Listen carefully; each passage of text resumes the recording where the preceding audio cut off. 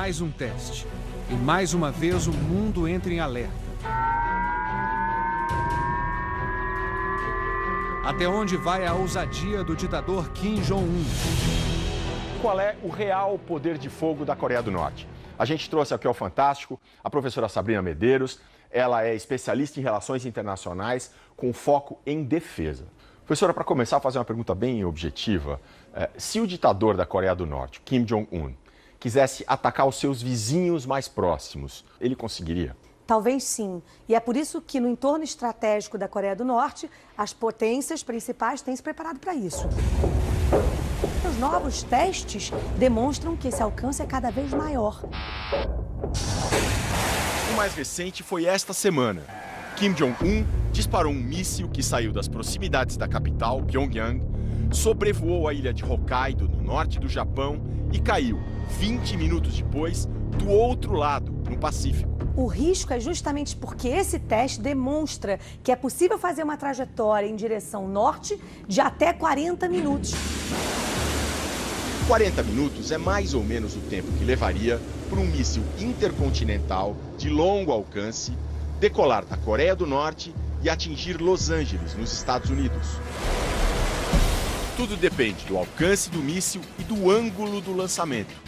Se o lançamento é mais próximo da vertical, o míssil sobe muito e não cai tão longe de onde foi lançado. Mas se o lançamento do míssil de longo alcance for num ângulo mais raso, ele pode viajar bem mais, por exemplo, até a costa oeste americana. O míssil é só o meio de transporte para levar as ogivas, as bombas, que causam os estragos. O míssil é feito em 3 partições que vão se desintegrando ao longo da trajetória.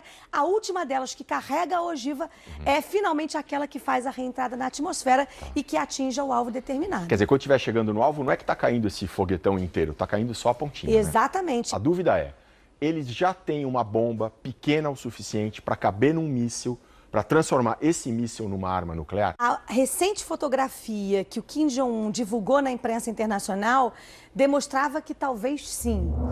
No começo deste mês, a Coreia do Norte anunciou também que fez um teste subterrâneo com uma bomba de hidrogênio, a bomba H, a mais poderosa das armas nucleares. Mas o país é tão fechado que não dá para ter certeza. Na incerteza é que a possibilidade de guerra aumenta. Se for verdade, seria um enorme salto tecnológico. Então existe o risco do Kim Jong-un ter mísseis que podem ser carregados com bombas de hidrogênio. Absolutamente poderosas. E o que a gente sabe é que o estrago é amplo e irrestrito. Essa bomba H que a Coreia do Norte pode ter testado é pelo menos 10 vezes mais potente do que a bomba de Hiroshima. Usando uma ferramenta disponível na internet, a gente simulou a explosão da bomba de hidrogênio da Coreia do Norte sobre a cidade de São Paulo. Claro, não tem a menor chance disso acontecer. É só para a gente ter uma noção. Seriam mais de 500 mil mortos imediatamente, além de 2 milhões de feridos.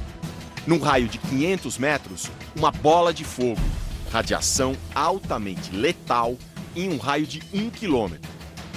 Num raio de quase 4 quilômetros, um violentíssimo deslocamento de ar. Isso derruba prédio, mata pessoas. E altíssimas temperaturas provocadas pela radiação num raio de 5 quilômetros. Não riscaria a cidade do mapa, mas provocaria danos terríveis.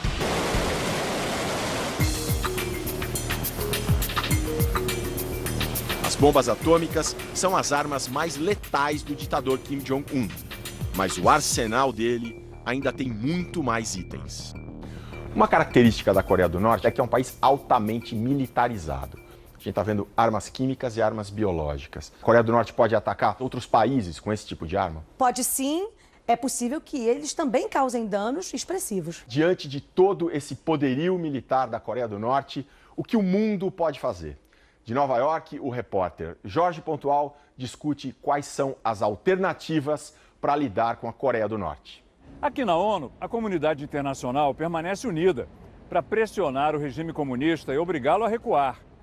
Mas e se isso não der certo, o que pode acontecer? Fantástico ouviu Scott Snyder, do Conselho de Relações Exteriores em Washington, e Gordon Chang, autor do livro O Desafio Nuclear da Coreia do Norte, sobre o risco de uma guerra atômica. A Coreia do Norte é um estado guerrilheiro que está fora do sistema internacional desde que surgiu, lembrou Snyder. É uma situação que vem da Guerra da Coreia, em 1950, quando o Conselho de Segurança da ONU aprovou o ataque dos Estados Unidos à Coreia do Norte, que havia invadido a Coreia do Sul e capturado a capital, Seul.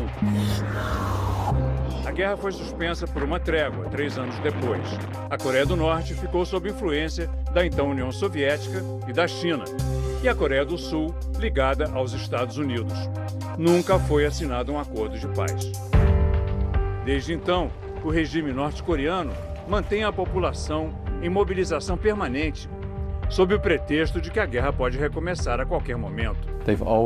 Segundo Scott Snyder, os norte-coreanos sempre se consideraram fora do sistema internacional, o que deu a eles muita flexibilidade para usar opções diferentes e, ao mesmo tempo, fez com que fosse muito difícil controlá-los.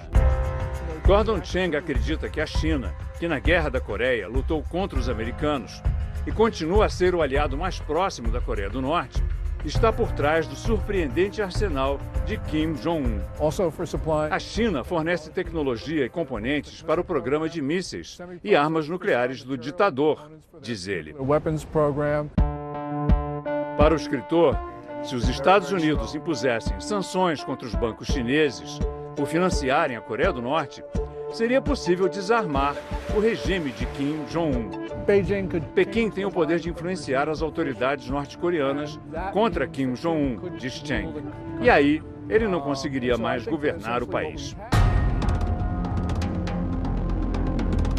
Mas o pesquisador teme que o ditador faça um erro de cálculo, uma provocação militar, acreditando que o presidente Donald Trump não responderia porque temeria um ataque nuclear aos Estados Unidos. Isso levaria a uma nova guerra de dimensões imprevisíveis. Para o autor, a situação hoje é tão perigosa quanto a de 1914, antes do início da Primeira Guerra Mundial, ou nos anos 1930, antes da Segunda Guerra. Pode ser a primeira guerra com armas nucleares dos dois lados, Estados Unidos de um lado, Coreia do Norte e China do outro. Pode acabar muito mal.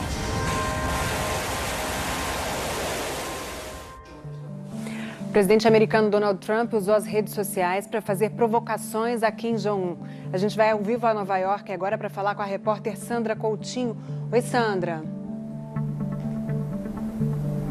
Oi, Poliana, boa noite para você e para todo mundo. Olha, o presidente Donald Trump usou a rede social para chamar o ditador norte-coreano de Rocket Man, ou Homem-Foguete, e dizer que longas filas estão se formando para comprar gasolina na Coreia do Norte.